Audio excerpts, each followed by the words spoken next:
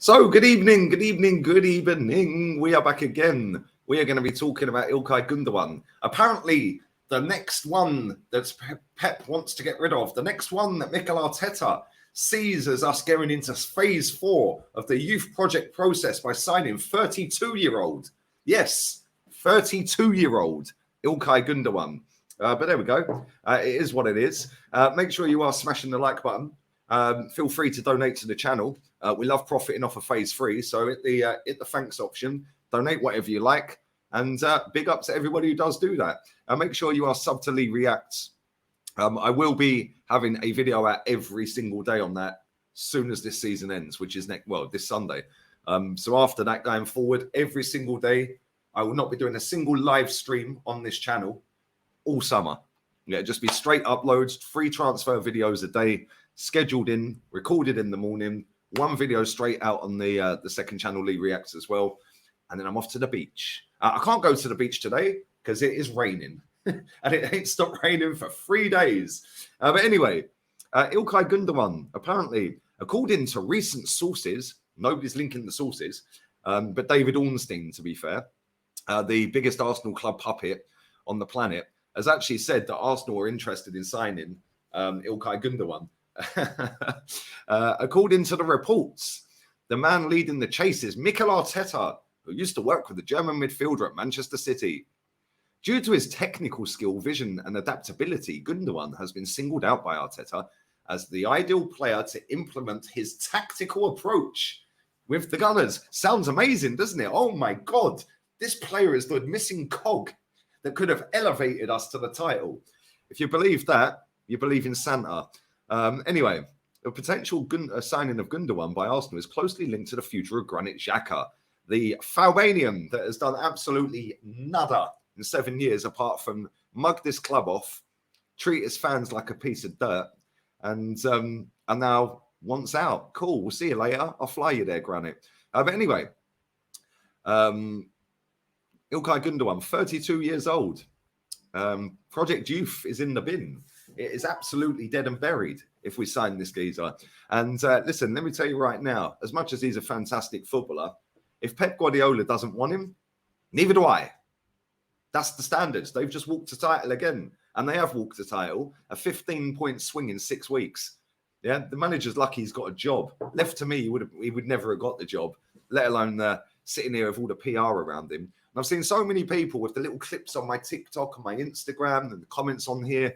Oh, yeah, but Lee, nobody's going to be able to beat Pep until Pep leaves. Nobody's going to win the league. Well, we might as well just shut the club down then, yeah? Just fold.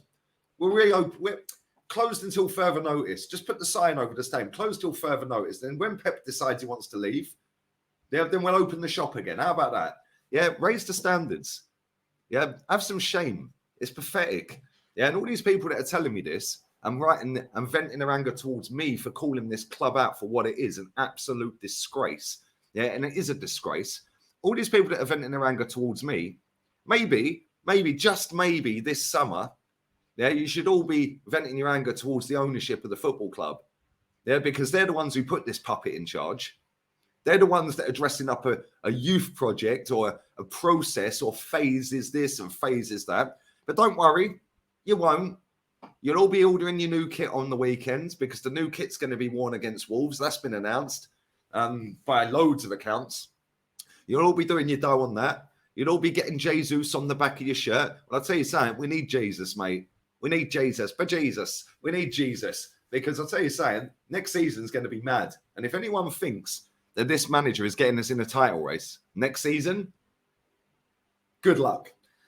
Good luck. It ain't happening. It really ain't happening. Yeah, and this whole facade will end with you lot coming back to me going, in fact, actually, that reminds me. The amount of people I've seen in my comments section, oh, I used to think you was negatively, but now I understand. Which translates to, I didn't like you screaming and calling the club out because I was playing a game and trying to be super toxic positive. But now I can't be that anymore because, do you know what? I can't fake being real, yeah, for too long, yeah. So I'm going to come back and actually be real. I was pretending to be real, but really I wasn't. But now the truth comes out. It'll be like this manager, really. Yeah, he's winging it. He's getting away with it. But ultimately, at the end of the season, he bottled the title. Last season, he was winging it. He was getting top four. But ultimately, the real truth came out and he bottled top four. A little bit like these fans. Oh, I used to think he was negative. Why? Well, because I actually talk facts about this football club. This football club is in its longest run without a title in the club's history. Why is everyone happy? 3 full seasons. The amount of people, the amount of these inverted fans that ain't got a Scooby, yeah, when what I'm talking about, this is how dense these people are. This is what I'm dealing with, people, right? When I'm trying to raise these people's standards off the floor. Yeah, but Lee won the FA Cup. As clearly says on the clips that I'm putting out, 3 full seasons. When did Mikel Arteta win the FA Cup in any of them 3 full seasons? He won it in the half season that he had when he got the job. What are you talking about? These people are absolutely tapped. And these are the people that are holding us back. You've got people outside the stadium picking Bukayo Saka over Thierry Henry. Yeah? You got them picking Ramsdale over Jens Lehmann. You got them picking Xhaka over Vieira. This is what we are up against. And this club has more of these inverted weirdos than any other fan base in world sport. Yeah? I ain't interested in storylines. I ain't interested in about a disposable employee's career. Couldn't care less what Mikel Arteta does elsewhere. What are you doing here? I'm not interested about anything else. You've not won me a trophy in 3.5 years. That is 4 FA Cups ago was the last time he won a sign. 4 FA Cups. Since then, Leicester have won one. They're about to get relegated. Liverpool have won one. And even one of the Manchester clubs is going to win it this year.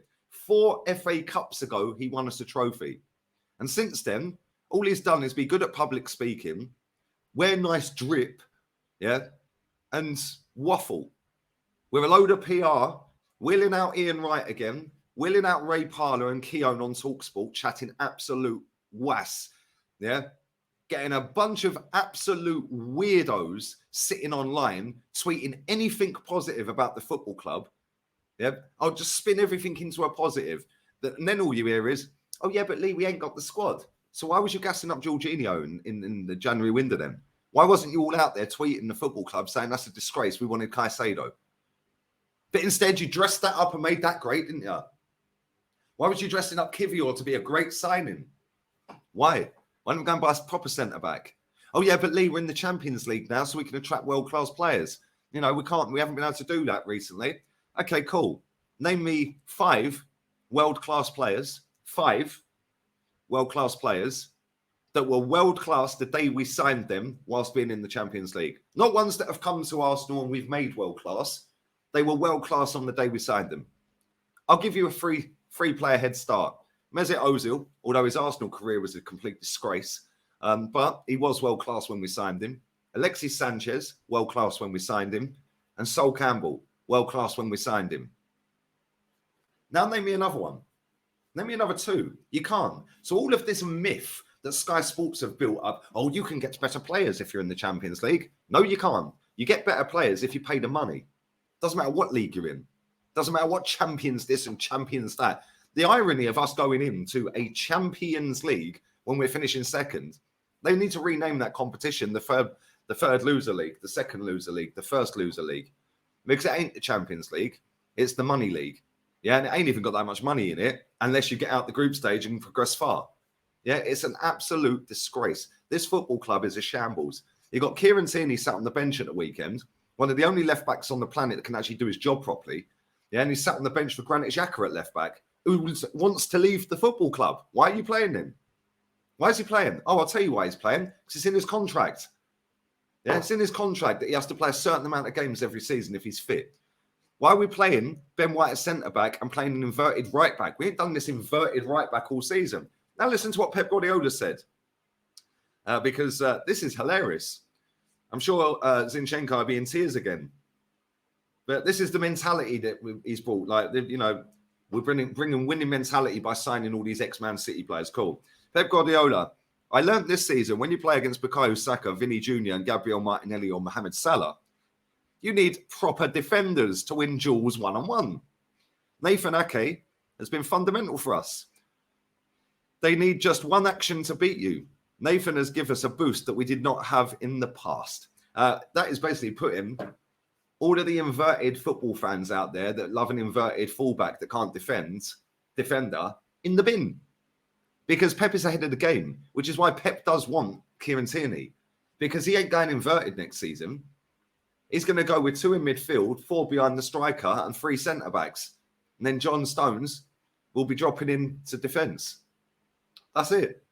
So why are we now looking at, oh, let's go and get Gundogan. Let's go and get Cancelo. Because this manager isn't it. And anyone who wants to tell me, but Lee, what manager could come in and beat Pep? Well, we ain't playing him 38 times a season, are we? We're playing him twice a season in the league. Yeah, what manager could come in and win us a cup? Because if we ain't going to win the league, at least have a go in the cups, which he didn't do. He threw them all in the bin to go and win the league that he didn't win. I don't want Gundogan at this football club. I don't want Cancelo at this football club. I do not want any of Man City's players at this football club. Because ultimately, as much as I love Riyad Mahrez, yeah, if Pep don't want him this summer, neither do I. Because if Pep don't want him, he's clearly not good enough for Pep going forward. So why should we want him? Because we're trying to catch this guy. Yeah, raise the standards off the floor, have some fucking shame, yeah, and start calling this club out and demanding we do what's required. Our owner is worth 13 billion quid. He ain't put a single penny in. So how about stop tweeting crap, stop making new YouTube videos chatting crap, stop sitting there calling me negative for wanting to win. And the irony of this, you're a Spurs fan. You lot are more suited to Spurs than me because you don't want to win anything. Yeah, go and support another club. How about fuck off and raise your standards? How about that? Oh, I'd love to see this guy face to face. We'll get on a flight to Malaga then, mate. I'm not hard to find. Calahonda's a tiny place. There's probably about 50,000 people max. Probably not even that. It's probably 20,000 people max. Let's get on a plane. Come say it then. Yeah, crack on. I ain't shutting up anytime soon. I've been doing this for 8 years, calling this club out online. Walking down the Hornsey Road, getting Wenger out the football club with banners and posters and getting on AFTV and calling it out. Now on this channel for 4.5 years. I am not stopping anytime soon. When this football club starts acting like it should, and when you lot get your standards off the fucking floor, yeah, and start getting on the same page instead of making excuse after excuse after excuse, we have spent, until the summer just gone, the season just ending, yeah, we have spent more money than any football club on the planet since Wenger got sacked. In that 5-year period, we spent more money than any club on the planet. And look at the state of that fucking team. Adios, amigos. I'll be back later. Saeed, I'm going to be on with him in literally an hour and 50 minutes as I'm ending this. So, yeah, midday UK time. And then doing a little 15 minutes with James Redmond. That'll be pre-recorded. Let's keep your eyes peeled for that. 5 o'clock UK time, I'm back on here. 6 o'clock, I'm on with Henry. I'm out of here. Smash the like button. Sub to Lee Reacts.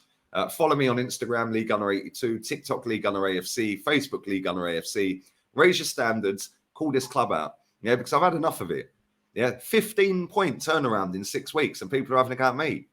They should be calling this club out for what it is. Yeah, it's a PR agency and a fucking clothing brand. Yeah, and I ain't having it. It's a disgrace. So raise your standards, and I ain't interested in you crying to me because I'm still going to record the next video. I'm still going to go live on the next show. Yeah, I'm not laying in bed crying going, oh my God. Get in the bin, man.